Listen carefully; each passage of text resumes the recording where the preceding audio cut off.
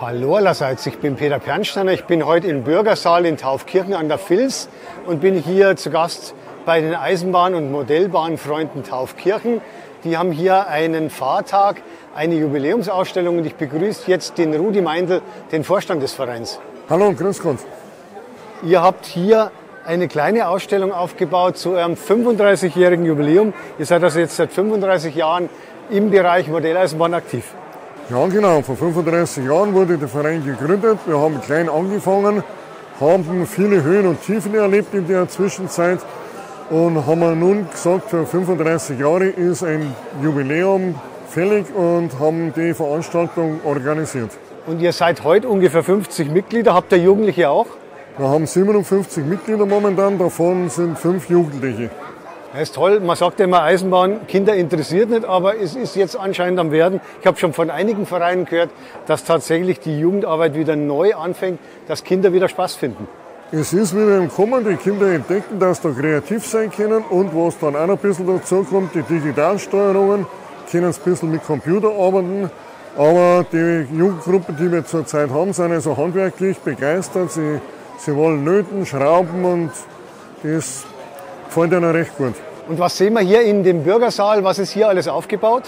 Wir haben jetzt ganz links haben wir eine eine Loksammlung oder Zügesammlung von Vereinsmitgliedern in moderner Epoche 5 oder Epoche 5, 6, wie es ja schon gibt. Gleich rechts davon ist das Modell von unserem Hauptbahnhof, der dann später auf die Anlage gebaut wird. Alles sind 3D-Druck erstellt von einem Mitglied. Das werde ich mir nachher bestimmt mal in einem Einzelvideo, für ein Einzelvideo genauer anschauen. Dann hier vorne haben wir eine Fahrzeugsammlung in Spur 1 von einem Mitglied. Privatsammlung, verschiedenste Lokmodelle und Waggonmodelle. Und in der Mitte die große Anlage, 16 Meter lang, ist auch von einem private Anlage von einem Mitglied. Und die werden teilweise mit Echtdampf betrieben. Die Dampfloks fahren mit Echtdampf und die E-Loks und Dieselloks fahren elektrisch. Da bin ich auch sicher, dass wir davon nachher noch ein einzelnes Video machen können, bei dem wir hoffentlich ein paar Züge zeigen können, die hier im Einsatz sind. Einen zeige ich jetzt mal kurz hier.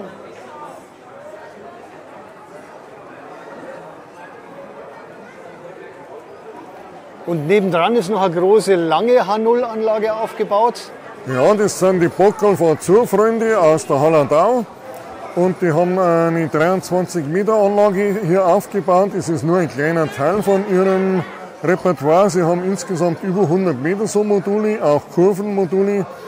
Und die haben wir Gott sei Dank überreden können, dass sie uns besuchen und dass da eine wirklich tolle Anlage vorführen. Auch die Anlage, bin ich mir sicher, werde ich nachher in einem Einzelvideo nochmal aufnehmen, hoffentlich ein Interview machen können, damit ich ein bisschen was zu dieser Anlage erfahren kann. Wo fahrt ihr eigentlich mit eurer Anlage, mit eurem Verein? Habt ihr irgendwas fest Wir aufgebaut? haben ganz in der Nähe unser Verein sein, bloß etliche 100 Meter weg von hier. Und sind wir im Aufbau von einer Anlage in gute 100 Quadratmeter. Ui. Und da sind insgesamt 4 so Stränge. Und der erste ist jetzt fast fertig und bei den anderen beiden wird noch, oder bei den anderen 3 wird noch gebaut. Jetzt wäre ich aber neugierig. Können wir da mal hinschauen, dass wir es wenigstens mal kurz anschauen können? Selbstverständlich können wir die beobachten, Meinen ersten Blick machen. Ja. Beobachten natürlich nicht, aber mal einen Einblick kriegen. Ja. Selbstverständlich können wir die anschauen, kein Problem. Okay, super, dann machen wir jetzt einen Schnitt und dann gehen wir da mal kurz rüber. Gut. Okay. Jetzt bin ich hier in der Innenstadt von Taufkirchen an der Vils. Wir sind hier in der Landshuter Straße 18. Da ist das Vereinsheim der Eisenbahn- und Modellbahnfreunde Taufkirchen und da schauen wir jetzt mal rein. Treppe runter und man sieht sofort Eisenbahn.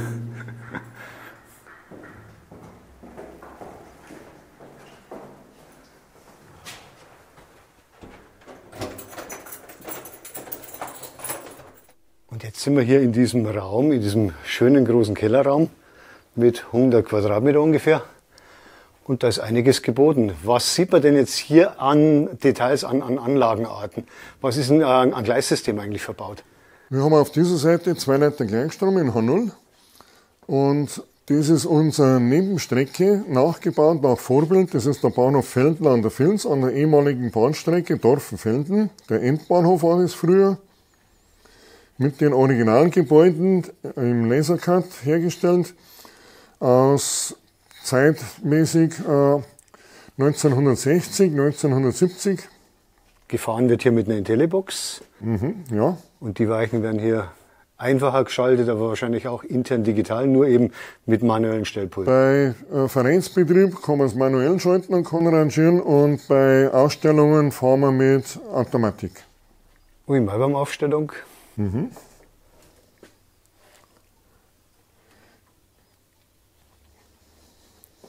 Und das ist jetzt hier eine eingleisige Nebenbahnstrecke, die sich hier dann in der Gegend durch die Landschaft schlängelt. Mhm.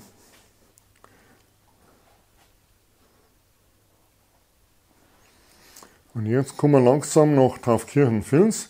Die Strecke ist natürlich verkürzt dargestellt. Das ist das ehemalige Sägewerk in Taufkirchen-Vils, natürlich nicht mehr vorhanden in der Zwischenzeit, aber anhand von Fotos haben wir das nachgebildet.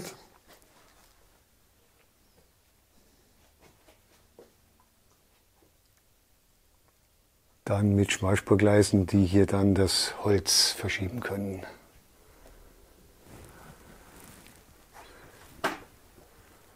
Hier die Vilsbrücke, das ist die Vils von Taufkirchen an der Vils. Diese Vilsbrücke ist nach wie vor vorhanden. Und dann kommt der Bahnhof von Taufkirchen. Die Lagerhalle ist leider auch schon verschwunden. Inzwischen stehen da Wohnhäuser am Bahnhofsgelände. Und das Bahnhofsgebäude, das ist noch vorhanden. Das wurde von Privat aufgekauft und wirklich sehr schön restauriert. Und hier sieht man schon im Bau ein weiteres Gebäude, Lasercut. Ja, das ist die Bahnhofsgaststätte, die es ja früher an fast jedem Bahnhof gegeben hat, ist im Bau. Und das ist die alte Molkerei, die früher auch am Bahnhof ansässig war. Inzwischen auch abgerissen und mit einem Supermarkt ersetzt. Ja, die Zeit halt. Hier ein kleiner Weiher mit Badenden. Und von da bis jetzt die Strecke also nicht mehr nach Vorbild, ist eigentlich frei erfunden. Es hat der Übergang dann zur Stadt mit selbstgebauten Häusern im Hintergrund.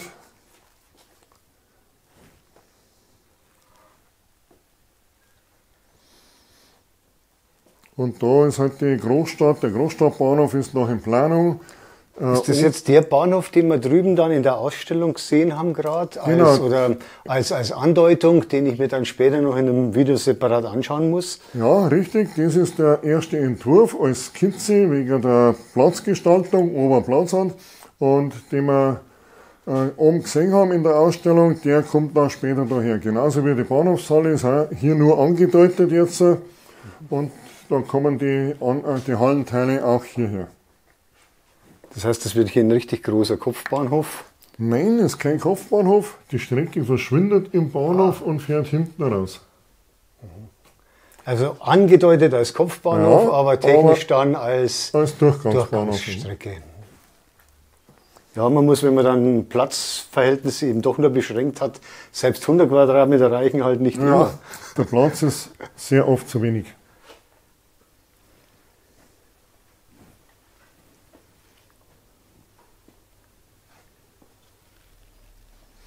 Hier sieht man den Güterbahnhof.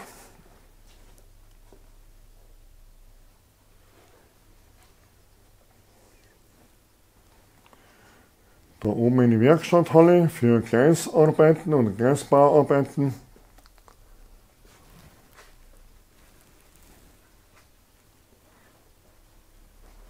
Und ein Gleisbauzug, der hier schon wartet auf den Einsatz. Ja, da wäre ich nicht richtig neugierig, dass man das mal irgendwann mal anschauen kann.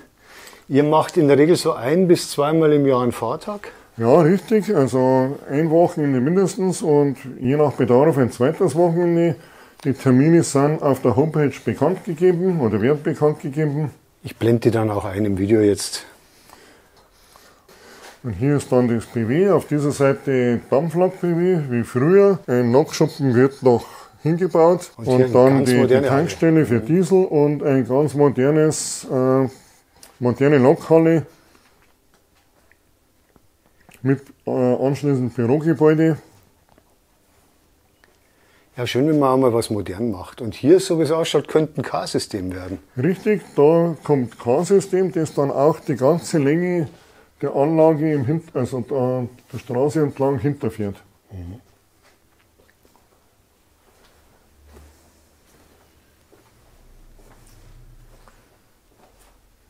Und da ist offen, da kann man reinschauen in die Halle. Man sieht, die Gleise sind alle wie in einer modernen Halle aufgeständert.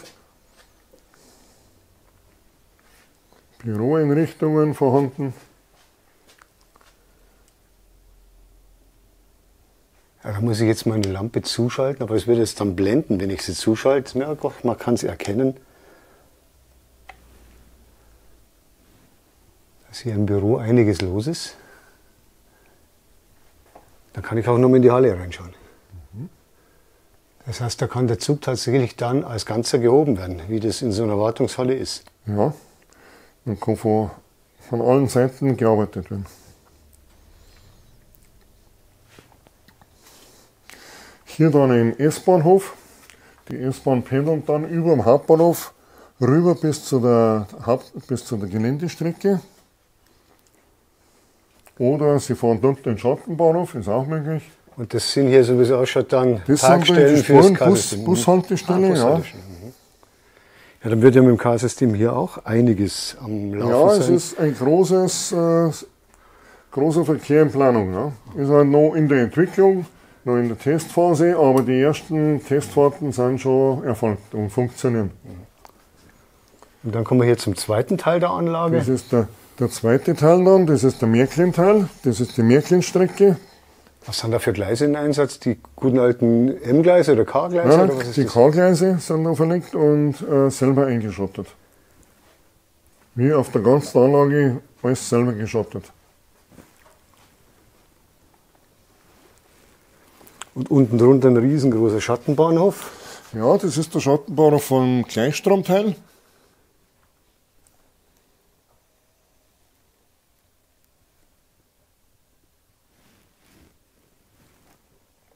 Und hier herüben nochmal ein Schattenbahnhof, wenn wir schon dabei sind. Das ist der Schattenbahnhof vom Märklin-Teil,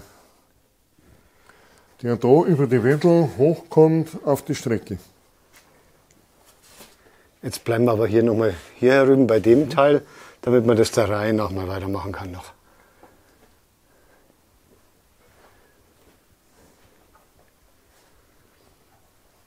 Die Oberleitung wird dann auch funktionstüchtig werden oder zumindest angedeutet sein. Angedeutet, also nicht funktionstüchtig. Aber Fahrräder kommen dann hin, dass es Fahrräder optisch so kommen ausschaut. noch hin, ja, und die Stromabnehmer werden nach Möglichkeit etwas hochgestellt und fixiert.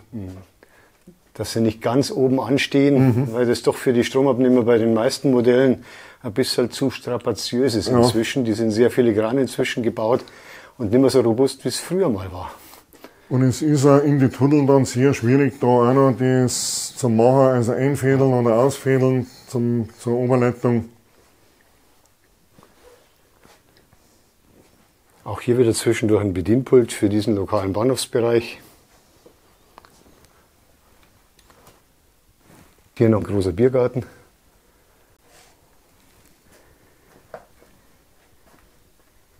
Und hier nochmal eine Drehscheibe.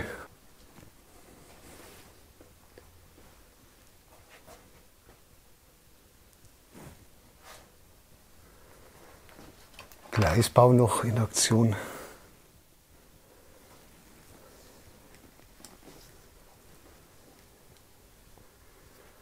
Ein paar alte, verrostete Lokdenkmäler. Und hier auch wieder K-System im Bau.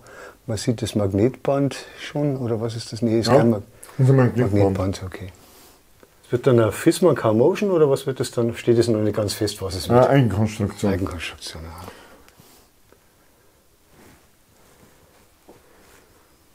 Und da kommt die Hauptstrecke vom Bahnhof wieder raus. Die Personenzüge kommen hier und das ist das Gleis vom Güterbahnhof. Das kommt hier wieder zusammen und geht dann da auf die Hauptstrecke. Und das ist dann wirklich eine Brücke, die man hochklappen kann? Eine echte Klappbrücke, ja, die dann auch funktioniert. Momentan wird am Antrieb nachgearbeitet, aber sie fahren dann so hoch. Das Schiff fährt da durch, dreht da hinten eine Runde und kommt wieder zurück. Das heißt, das Schiff fährt dann auch mit K-System mit einer Genau, ja. Leitlinie. Fährt da hinten, fährt da rein, kehrt da drin um und stellt sie dann wieder an die Bordstrecke.